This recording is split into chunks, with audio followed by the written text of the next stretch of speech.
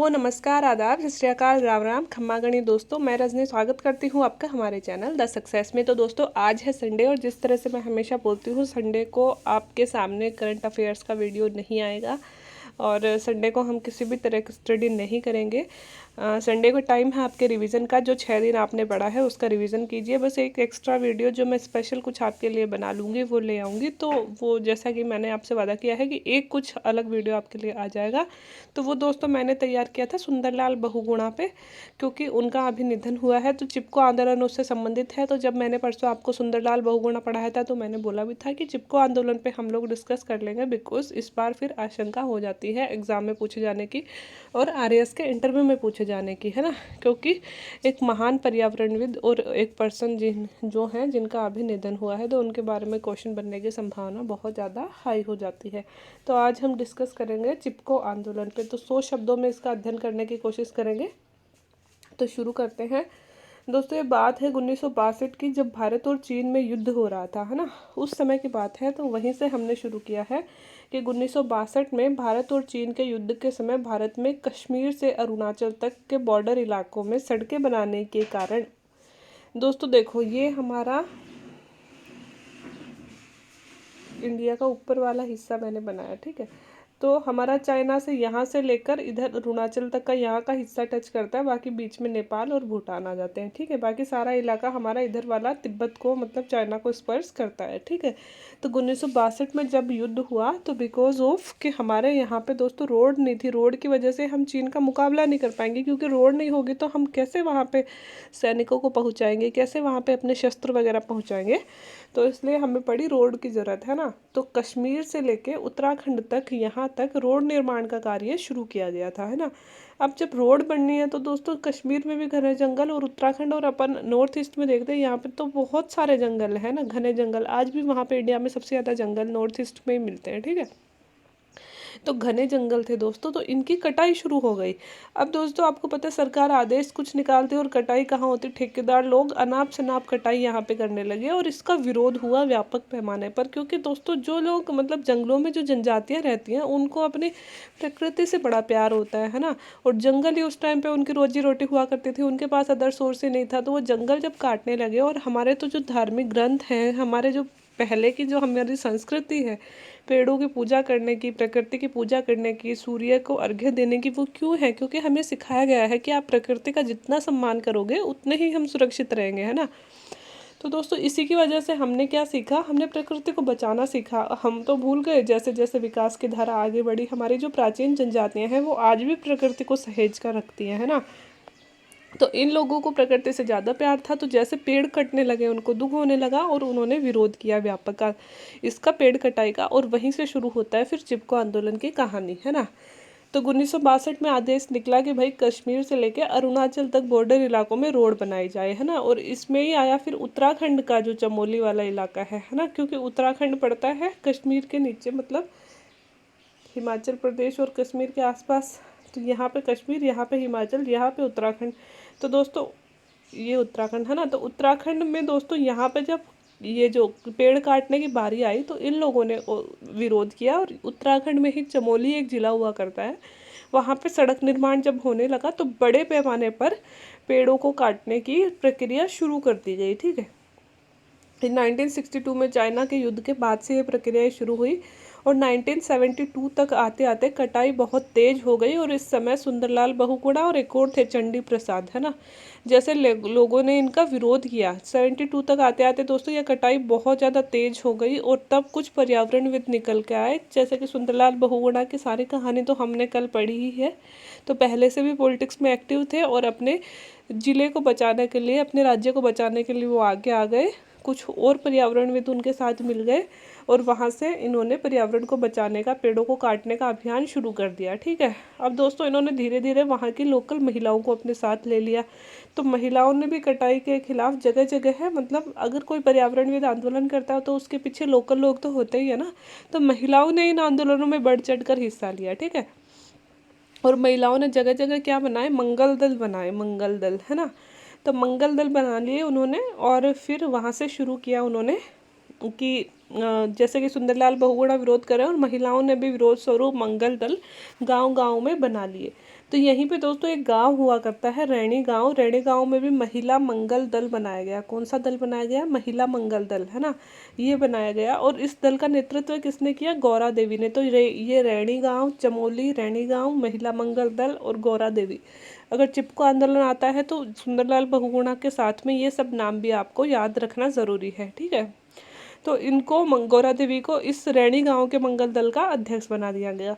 जब 1973 शुरू हुआ तो यह तय हुआ कि रैणी गांव में हजारों पेड़ काटे जाएंगे। अब दोस्तों रैणी गांव की बारी आ गई जहाँ पे पेड़ कटने थे। तो 73 आ गया, 73 में अब मतलब सरकार के द्वारा घोषित हुआ कि अब रैणी गांव की बारी है, यहाँ पे हजारों पेड़ काटे जाएंगे। इसके विरोध में दोस्तों 23 मार्च 1973 को पेड़ों की कटाई के विरोध में पूरे गांव में एक बड़ी रैली पूरे गांव वासियों ने मिलकर निकाली। फिर भी सरकार के कानों तक जू नहीं रहेंगी। सरकार ने नेक्स्ट डे ठेकेदार वहां पर भेज दिए और ठेकेदारों को पेड़ काटने के आदेश दे दिए। तो 1973 में रैणी गांव की बारी आई। 23 मार्च 1973 को उन्होंने एक हड़ताल करी विरोध स्वरूप और फिर अगले ही दिन सरकार ने ठेकेदार वहाँ पे भेज दिए पेड़ काटने के लिए।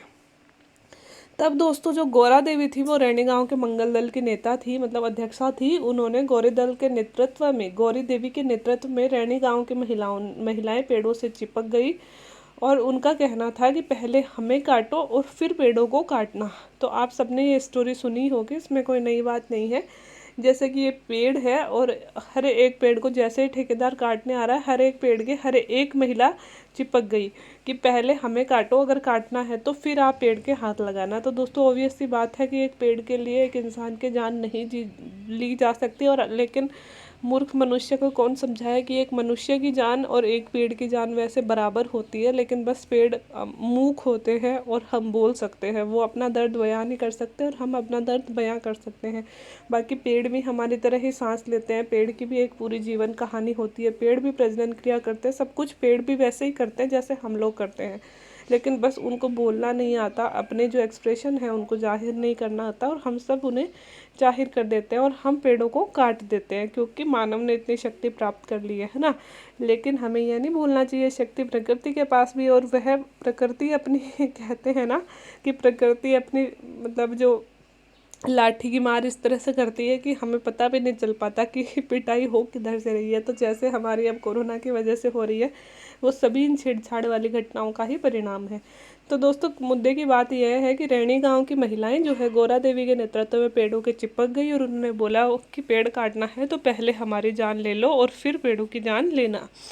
नतीजन पेड़ों को काटने का फरमान सरकार को वापस लेना पड़ा और बाद में पेड़ बचाने का यह अभियान आसपास के गांवों में भी फैल गया, जिसे चिपको आंदोलन कहा गया।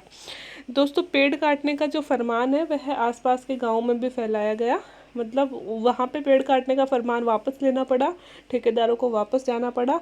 और फिर दोस्तों ये जो स्कीम है कि और लोगों को पता चला कि इतनी कारगर साबित हुई है, तो और लोगों में भी आसपास के गाँव में भी यही स्कीम अपनाई गई, मतलब चिपको आंदोलन चलाया गया और इसे फिर आगे चलकर चिपको आंदोलन का नाम दे दिया गया। ठीक है, तो ये था चिपको आंदोलन। और फिर सुंदरलाल बहुगुणा जी का क्या योगदान है इसमें कि शुरुआत भी उन्होंने ही करी थी पर्यावरण बचाने के लिए। फिर जब चिपको आंदोलन हो गया तो सुंदरलाल बहुगुणा और चंडी प्रसाद जैसे पर्यावरणविदों ने पेड़ों से चिपककर पेड़ बचाने के इस पूरे आंदोलन का नेतृत्व करने लगे, जिससे यह देश और दुनिया में प्रसिद्ध कर दिया। दोस्तों अगर गौरा देवी होती तो वह आंदोलन एक गांव तक सीमित रह जाता है ना, लेकिन सुंदरलाल बहुगुणा जैसे महान पर्सनैलिटी थे, इन्होंने इस आंदोलन को पूरे विश्व में, पूरे देश में फैला दिया और जगह जगह जाकर इस आंदोलन के बारे में बताने लगे और यह आंदोलन जो है पूरे देश में फैल गया है ना। मतलब कि आसपास के गाँव वाले लोगों को भी ऐसा ही चिपको आंदोलन करके पेड़ बचाने के लिए वो प्रेरित करने लगे और इस तरह से यह आंदोलन चला और आगे बढ़ा। ठीक है, इस आंदोलन का एक असर यह हुआ दोस्तों, अगर इस आंदोलन का फिर लास्ट में हम प्रभाव बता देंगे कि फिर इस आंदोलन का प्रभाव क्या हुआ तो अच्छा आंसर हमारा हो जाएगा। इस आंदोलन का एक असर यह हुआ कि प्रधानमंत्री इंदिरा गांधी को वन संरक्षण कानून बनाना पड़ा। आपको पता है उसी टाइम पे वन संरक्षण कानून बना था तथा इस इलाके के पेड़ों की कटाई पर अगले 15 साल हेतु बैन लगा दिया गया तथा केंद्र सरकार को अलग से वन और पर्यावरण मंत्रालय बनाना पड़ा। तो समझ सकते हैं छोटे से गांव की कहानी ने विश्व मतलब भारत के केंद्र सरकार तक को हिला दिया। और केंद्र सरकार को इतने सारे स्टेप उठाने पड़े एक छोटे से गांव की महिला और एक जो पर्यावरणविद थे जिन्होंने इस आंदोलन को प्रसिद्ध कर दिया उनके प्रयासों से। तो क्या क्या हुआ, वन संरक्षण कानून बना, वन और पर्यावरण मंत्रालय बना, और पेड़ों की कटाई उस स्पेशल पर्टिकुलर इलाके में 15 साल तक बैन कर दी गई कि यहाँ पे कोई पेड़ नहीं काटा जाएगा। इस तरह से दोस्तों हमारा पूरा चिपको आंदोलन संपन्न हुआ। तो 100 शब्दों में मैंने लिखा है, देखिए आपको 100 ही शब्द दिखेंगे, उससे ज़्यादा नहीं दिखेंगे।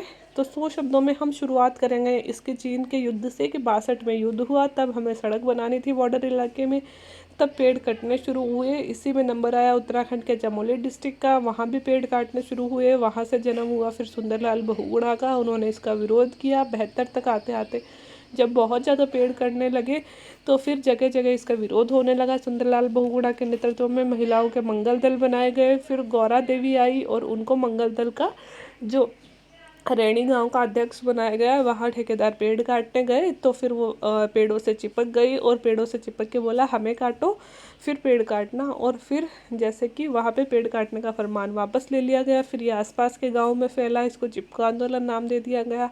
और फिर सुंदरलाल बहुगुणा और चंडी प्रसाद जी ने इसे विश्व स्तर पर फेमस कर दिया। और प्रभाव हम देखें तो फिर यहाँ पे वन संरक्षण कानून लाया गया, वन और पर्यावरण मंत्रालय बनाया गया और पेड़ काटने पर 15 साल का इस इलाके में बैन लगा दिया गया।